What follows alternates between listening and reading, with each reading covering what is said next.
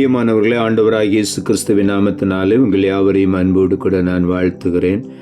ஆண்டவர் கிருபையாய் நமக்கு கொடுத்த இந்த புதிய நாளுக்காக முதலாவது நாம் ஆண்டவருக்கு நன்றி சொல்லுவோம்.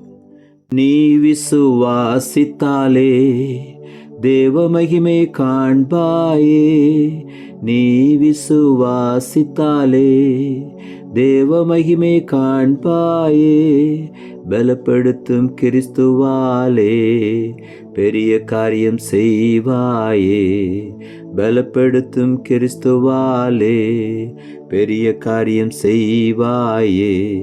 கூடாதது ஒன்றுமில்லையே, கூடாதது ஒன்றுமில்லையே, கூடாதது ஒன்றுமில்லையே, கூடாதது ஒன்றுமில்லையே.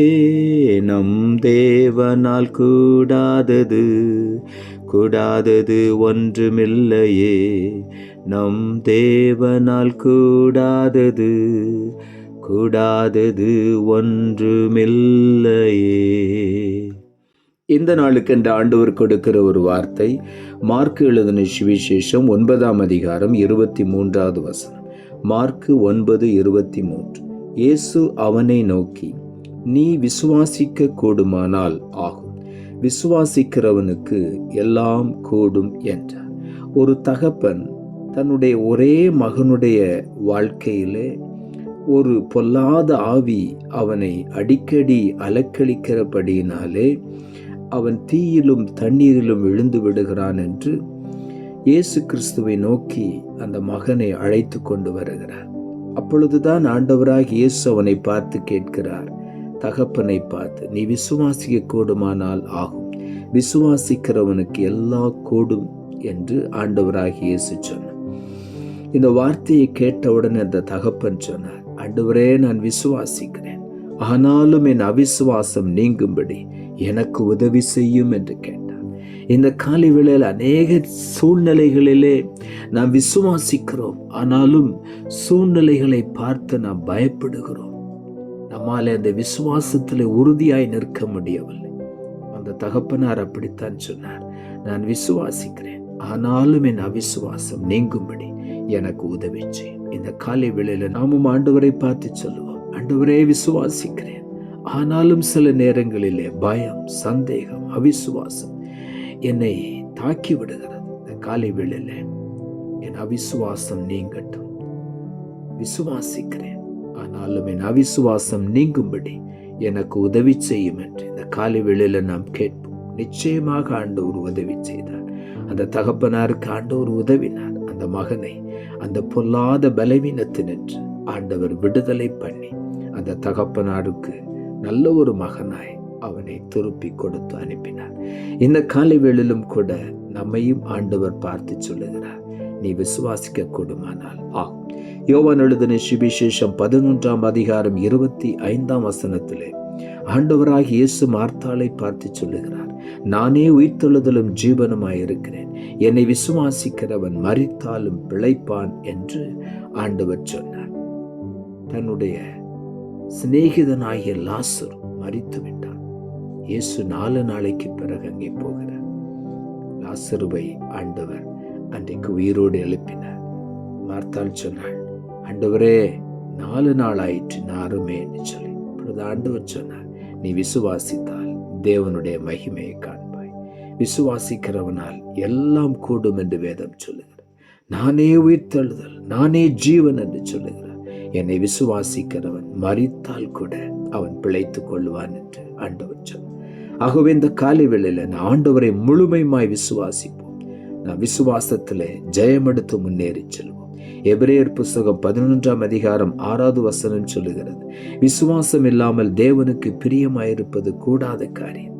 ஏனென்றால் தேவனிடத்தில் சேருகிறவன் அவர் உண்டென்றும் அவர் தம்மை தேடுகிறவர்களுக்கு பலன் அளிக்கிறவர் என்றும் விசுவாசிக்க வேண்டும். நாம் ஆண்டவரிடத்தில் போகும் பொழுது அவர் இருக்கிறார், அவர் என்னோடு பேசுகிறவர், அவர் என்னை அறிந்திருக்கிறவர், தம்மை தேடுகிறவர்களுக்கு அவர் பலனளிக்கிறவர் என்று விசுவாசத்தோடு நாம் போகும் பொழுது இந்த காலை வேளையில தேவனால் கூடாத காரியம் ஒன்றுமே கிடையாது. நாம் விசுவாசித்தால் இப்பொழுதே தேவனுடைய மகிமையை காண்போம். யாக்கோபு நிருபம் 2 அதிகாரம் 23 சொல்லுகிறது, அப்படியே ஆபிரகாம் தேவனை விசுவாசித்தான், அது அவனுக்கு நீதியாக எண்ணப்பட்டது என்கிற வேத வாக்கியம் நிறைவேறிற்று, அவன் தேவனுடைய சிநேகிதன் எனப்பட்டான் என்று எழுதப்பட்டிருக்கிறது. ஆபிரகாமை ஆண்டவர் சிநேகிதனே என்று அழைக்கிறார். காரணம், அவன் முழுவதுமாய் ஆண்டவரை விசுவாசித்தான், தேவனை அவன் முழுவதுமாய் விசுவாசித்தான், அது அவனுக்கு நீதியாக எண்ணப்பட்டது. இந்த காலை வேளையில நாம் ஆண்டவரை முழு மனதோடு விசுவாசிப்போம். என்ன வந்தாலும் ஆண்டவர் என்னை கைவிட மாட்டார். அவர் சொன்னதை நிறைவேற்றுவார். அவர் சொல்லி போன வாக்குத்தத்தங்கள் ஒவ்வொன்றும் என்னுடைய வாழ்க்கையில நிறைவேறும் என்று இந்த காலை வேளையில நான் விசுவாசித்தால் தேவனுடைய மகிமையை காண்பேன்.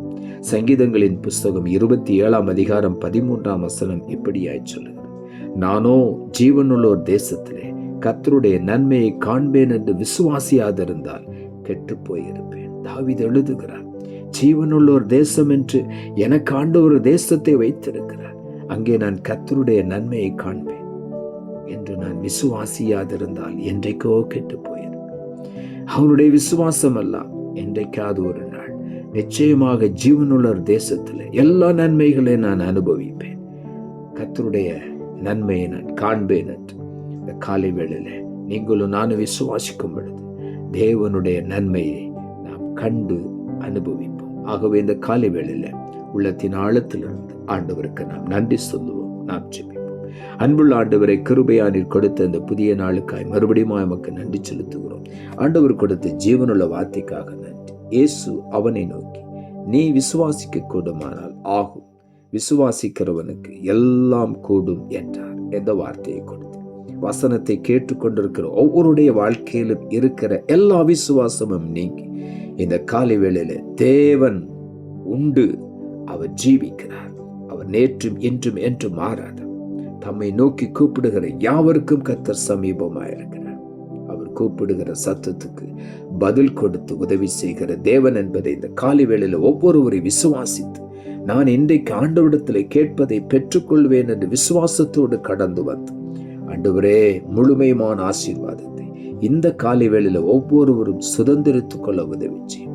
விசுவாசிக்க கூடுமானால் ஆகும், விசுவாசிக்கிறவனுக்கு எல்லாம் கூடும் என்ற வார்த்தையின்படி இதுவரையிலும் நடக்காத காரியங்கள் இன்றைக்கு நடந்து நிறைவேறுவதாக என்று சொல்லி நான் ஒவ்வொருடைய வாழ்க்கையிலும் அற்புதங்கள் அதிசயங்கள் நடக்கட்டும்.